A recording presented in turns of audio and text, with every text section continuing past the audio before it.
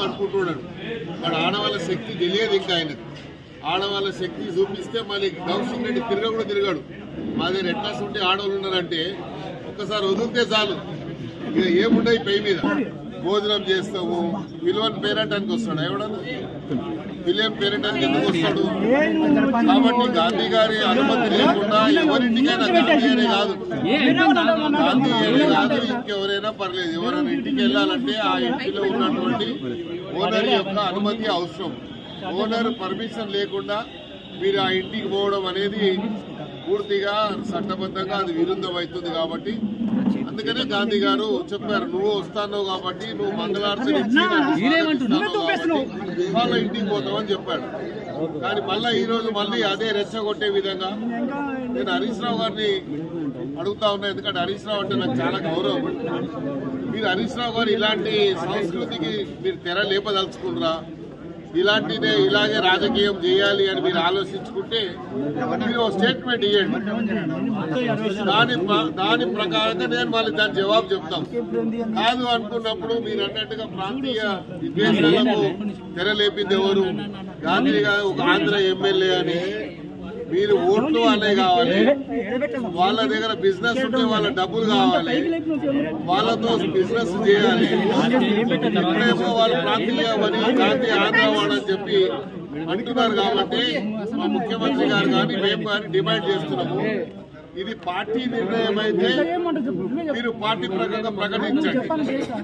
మీరు రాష్ట్ర ప్రజలకు అన్కండిషనల్ గా, రెండు రాష్ట్రాల ప్రజలకు అన్కండిషనల్ గా అపాలజీ చెప్పండి. లేదు ఇది వ్యక్తిగతంగా కౌశిక్ రెడ్డి ఇచ్చిండు, కౌశిక్ రెడ్డి స్టేట్మెంట్ అయితే కౌశిక్ రెడ్డిని సస్పెండ్ చేయమని డిమాండ్ చేస్తున్నాం. రెండోది, గాంధీ గారు ఎప్పుడు కూడా ఎలాంటి విద్వేషపూర్వకమైనటువంటి మాటలు కానీ, రెచ్చగొట్టే మాటలు కానీ, చాలా సామరస్యంగా ఓ సాముడిగా పేరున్నటువంటి వ్యక్తి. అలాంటి వ్యక్తి మీద ఇలాంటి అనుచితమైనటువంటి వాక్యాలు మాట్లాడడం కానీ, అలాంటి వ్యక్తిని రెచ్చగొట్టే విధంగా మాట్లాడారు కాబట్టి ఆయన రెచ్చిపోయి మాట్లాడారు తప్ప ఆయన ఎక్కడ కూడా అన్పార్లమెంటరీ వాడలేదు. ఏ లాంగ్వేజ్ అయితే వాళ్ళు మాట్లాడారో దానికి నేనే మీ ఇంటికి వస్తాను, మీరు ఎందుకు నా ఇంటికి వచ్చుడు, మీరు మంగళారతలు ఇస్తానని మంగళారతలు ఇవ్వకుండా రాళ్ళు లేకుంటే ఇంట్లో మీదకి తొట్లు వేసుడు వాళ్ళు లేపారు. మరి ఆ సంస్కృతికి వారు తెరలేపారు. కాబట్టి మీరు దీనికి సిద్ధంగా ఉన్నారని చెప్పి మీరు ప్రకటించండి. దాని జవాబు మేము ఎక్కడ చెప్పాలనో ఎప్పుడు చెప్పాలనో చెప్తాము. మేము జవాబు ఇచ్చినప్పుడు తట్టుకునే శక్తి మీకు ఉందో లేదో ఒకసారి ప్రతిపక్షంలో ఉన్నా. ఇలాంటి మరి సంస్కృతికి తెరలేపింది ఎవరు అనేది రాష్ట్రం అంతా చూస్తూ ఉంది, దేశం అంతా చూస్తూ ఉంది. ఎప్పుడే కానీ ఒక ఇష్యూ వచ్చినప్పుడు, ఆ ఇష్యూ కోర్టులో ఉన్నప్పుడు, కోర్టు పరిధిలో ఉన్నప్పుడు, కోర్టు ఒక నిర్ణయం తీసుకున్న తర్వాత ఆ నిర్ణయం వచ్చే వరకు అందరూ కూడా రెండోది గాంధీ గారికి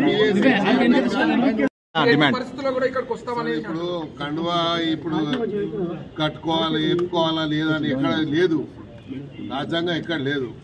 ఇదే డ్రెస్ వేయాలి, ఇదే కండువా వేసుకోవాలి. బీఆర్ఎస్ పార్టీ కాబట్టి పిఎస్సీ చైర్మన్ ఇచ్చారనేది చెప్తున్నారు.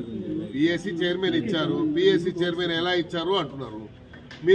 మీకు క్వశ్చన్ చేస్తా ఉన్నా, మీరు ఎక్కడ నిన్న మీడియాలో చెప్తే రాలేదు. అప్పుడు అక్బరుద్దీన్ ఓవైసీ గారికి ఇచ్చారు. కాంగ్రెస్ పార్టీ ఆపోజిషన్ గా వాళ్ళకు ఉన్నటువంటి స్ట్రెంత్ ఉంటే అది ఇవ్వకుండా అక్బరుద్దీన్ ఓవైసీ గారికి ఇచ్చారు. మీరు ఎందుకు ఇచ్చారు? అప్పుడు మీరు చేసిందేమో న్యాయము, వేరే వాళ్ళు చేసి అన్యాయమా? కాబట్టి మీరు ఇవన్నీ చెప్పకూడదు, ఇవన్నీ మాట్లాడకూడదు. మీకు నైతిక హక్కే లేదు. చేర్చుకున్న వాళ్ళు ఎందుకు చేర్చుకున్నారని, మరి ఇంకా రకరకాల మాటలు మాట్లాడని. మేము మాటలు మాట్లాడము, సమయం వచ్చినప్పుడు చేతల్లో చూపిస్తాం. ఆయన బ్రేక్ఫాస్ట్ పిలిచాడు, నేను బ్రేక్ఫాస్ట్కి వచ్చాను, బ్రేక్ఫాస్ట్ చేసి పోతాను. మరి వేరే ఎవరన్నా వచ్చి మేము వస్తామంటున్నారు, వచ్చినప్పుడు ఎట్లా చెప్పాలో చెప్తాను.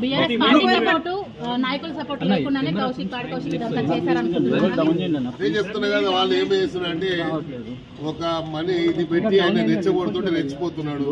మాకు తెలుసు కౌశిక్ రెడ్డి కెపాసిటీ ఎంత ఉందో, ఎవరికి ఎంత కెపాసిటీ ఉందో మాకు తెలుసు. మేము అన్ని చేసి ఈడి దాకా వచ్చినాం. మళ్ళా నేర్పియొద్దు మాకు, రోడ్ల మీద నేర్పియొద్దని దయచేసి సహచర ఎమ్మెల్యేగా ఉన్నారు కౌశిక్ రెడ్డి. అప్పట్లో సహచర ఎమ్మెల్యేగా ఉన్నారు. పార్టీ ఆఫీస్ లో చేస్తారా, సమావేశం ఈడ చేస్తారా? మేడ్చల్ జిల్లా అవగాహన ఉండి మాట్లాడుతారా, అవగాహన లేకుండా జిల్లా పార్టీ ఆఫీస్ లో అవి చేయండి, లేకుంటే ఏడు ఆఫీస్ లో చేయండి. విస్తృత సమావేశం అంటే మొత్తం అందరు రావాలి కదా, అందరు రావడానికి గాంధీ ఇల్లు దొరికినది. ఇన్ని రోజులు నుంచి ఎందుకు చేయలేదు?